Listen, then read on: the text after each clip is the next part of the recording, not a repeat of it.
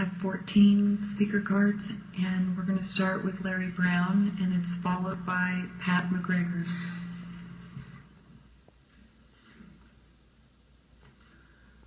There's not a single reason that this council should support the Calabasas land grab, but you have every reason to oppose it.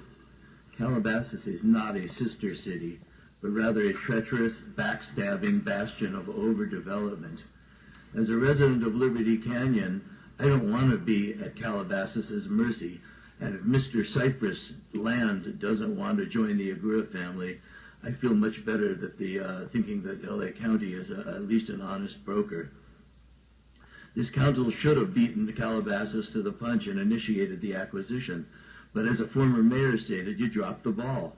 If money was the issue, that might explain not wishing to acquire the property, but nothing will explain a decision not to vigorously oppose Calabasas. The primary function of a city council is the well-being of its citizens, but many of us have been coming here every other week to protect Agura Hills from the council and the city manager. It's a sign of the times that some of your decisions have become the single greatest threat to the city.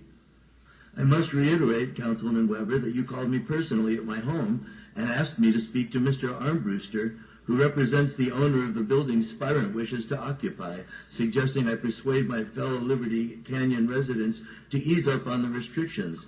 Now I wonder which of those minimal restrictions you thought were unreasonable. Are the people who live across the street just fussy for not wanting truck traffic at 3 in the morning? Should they swallow bright lights that shine through their windows in the middle of the night and make a mockery of the wildlife corridor?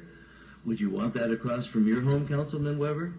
Which aspects of the peaceful enjoyment of their homes do you believe they should give up so that a multimillionaire can get even wealthier?